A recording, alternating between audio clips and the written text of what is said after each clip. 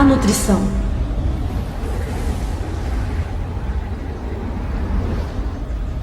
Todos os seres vivos precisam de nutrientes para permanecerem vivos. Os seres vivos também necessitam de nutrientes para desenvolver as diferentes partes do corpo durante o crescimento. Ao se alimentarem, repõem a energia utilizada no funcionamento dos órgãos e dos tecidos.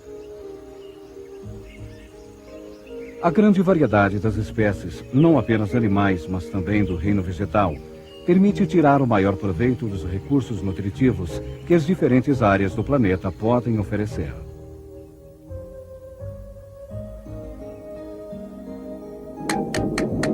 Por estranho que pareça, podemos dizer que quase toda a matéria que compõe um ser vivo serve de alimento para algum ser vivo. É o caso da celulose da madeira, da matéria em decomposição ou da matéria orgânica dissolvida na água, todas elas usadas como fonte de alimento por diferentes seres.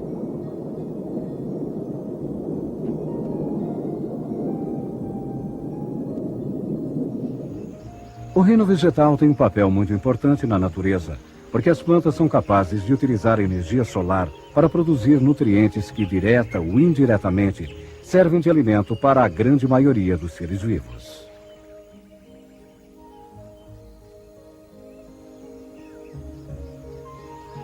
Este material orgânico é usado em níveis diferentes. Em cada nível, diferentes espécies usam o material orgânico disponível para obter a energia de que necessitam para seus processos vitais. Esses diferentes níveis formam o que conhecemos como a pirâmide alimentar.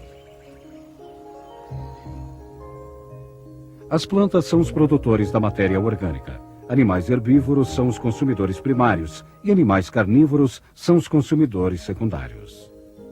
Além disso, existem outros organismos, como as bactérias e os fungos, que decompõem os restos de matéria orgânica. Eles sobrevivem transformando a matéria orgânica em inorgânica, que mais tarde é usada pelos produtores primários ou plantas, como o capim, por exemplo.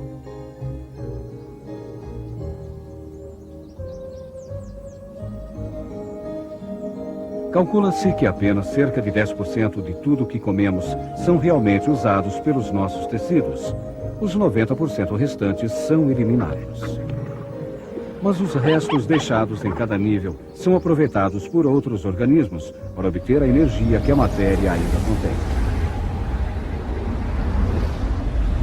Os alimentos.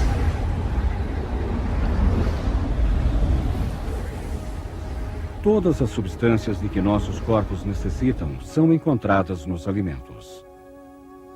Essas substâncias básicas são água, carboidratos, lipídios, proteínas, alguns sais minerais e vitaminas. A água é um elemento essencial a todos os seres vivos, porque a quantidade de líquido que os corpos perdem deve ser constantemente reposta.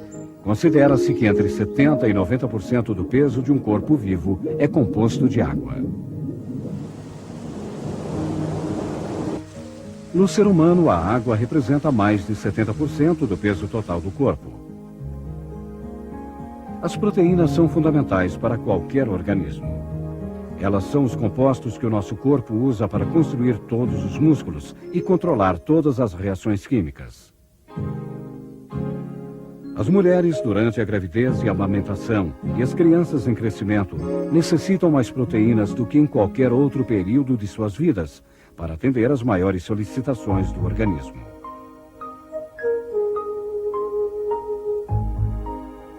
As proteínas são formadas por unidades denominadas aminoácidos. Embora haja cerca de 20 diferentes aminoácidos no organismo, o homem pode sintetizar apenas 10 deles. O restante tem de ser fornecido pela alimentação. As proteínas se encontram nos seguintes alimentos: leite, peixe, legumes e cereais, entre outros.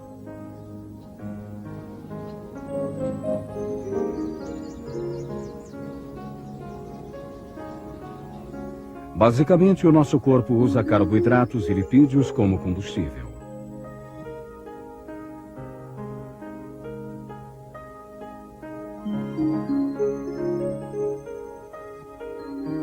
Quando combinados ao oxigênio, os carboidratos podem ser queimados pelo corpo e assim produzir a energia necessária para a realização de nossa atividade metabólica. Os lipídios são encontrados em alimentos como a manteiga, o óleo, o creme e a carne. Os carboidratos são encontrados nas batatas, cereais, massas, frutas e açúcar, entre outros alimentos. Para permanecer vivo, o homem também necessita de alguns sais minerais. O cálcio, por exemplo, é necessário para a estrutura dos ossos, e o ferro é um elemento essencial à síntese da hemoglobina do sangue. As vitaminas regulam quase todas as funções do nosso corpo. Embora sejam utilizadas pelo organismo em quantidades muito pequenas, não podemos sintetizá-las, à exceção da vitamina K e D. Doenças como escorbuto, muito comum na época das demoradas viagens em embarcações à vela, eram causadas pela falta de vitamina C na alimentação dos marinheiros. Com o tempo, descobriu-se que essa doença poderia ser evitada pela ingestão de frutas cítricas frescas, como a laranja e o limão, que são ricos em vitamina C. Podemos sintetizar a vitamina D com a ajuda dos raios solares. A digestão.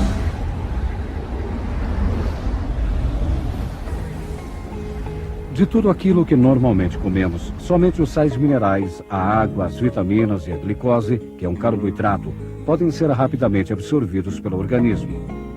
Tudo mais tem de passar primeiramente por um progressivo processo de transformação que se chama digestão.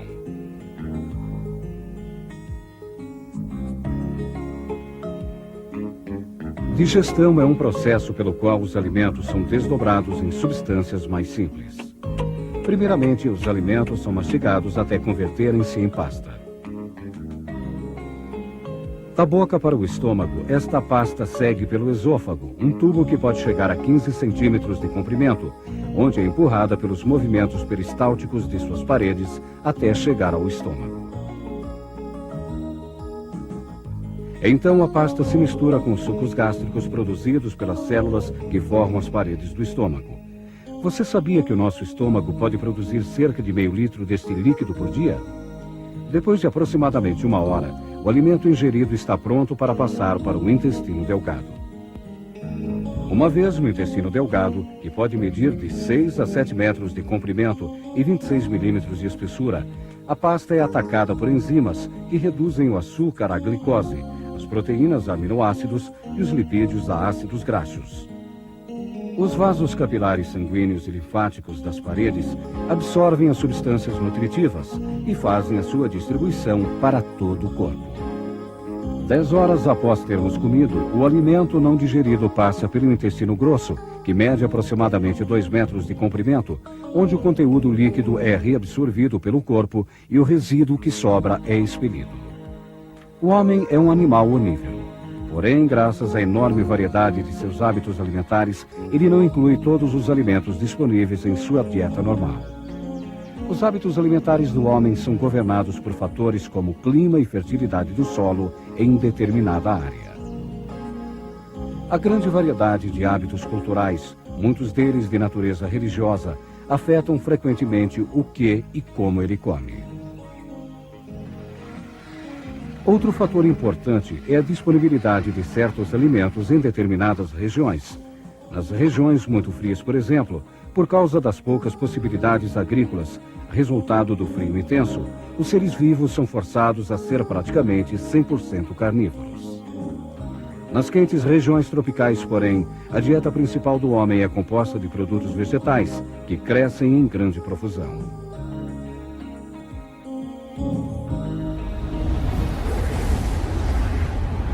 Acesso ao sumário.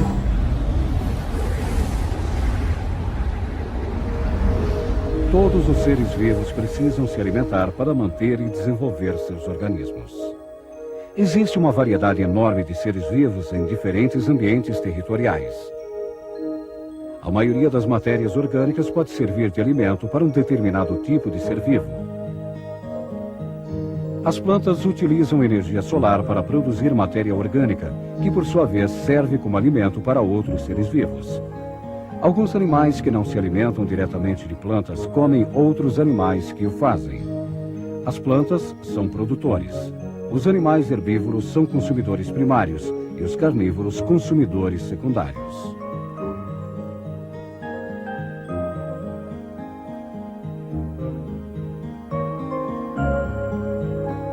Existem outros organismos que decompõem os resíduos de diferentes seres vivos, transformando a matéria orgânica em matéria inorgânica, que é mais tarde usada pelas plantas. Deste modo, toda a energia orgânica disponível é totalmente utilizada. Os seres humanos usam principalmente água, carboidratos, lipídios, proteínas, sais minerais e vitaminas como alimento.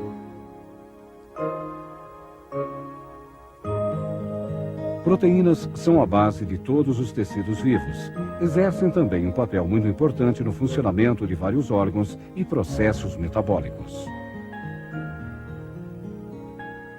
O homem não pode sintetizar todos os aminoácidos de que necessita. Por isso, ele se alimenta basicamente de carne, queijo, peixe, legumes, cereais e bebe leite para satisfazer as necessidades de seu corpo. Nosso corpo utiliza carboidratos e lipídios ou gorduras como combustível para prover as energias de que necessita.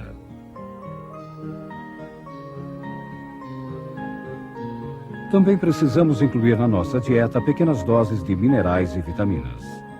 Nosso corpo absorve alimentos como sais minerais, água, vitaminas e glicose, sem precisar primeiro processá-los através do sistema digestivo. Porém, todos os outros alimentos precisam passar por este processo que começa na boca, com a mastigação que os reduz à pasta, e são depois transportados para o estômago pelo esôfago.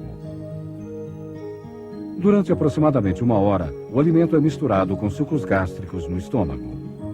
Os elementos de que necessitamos para permitir que o perfeito mecanismo do nosso corpo funcione corretamente são absorvidos no intestino delgado.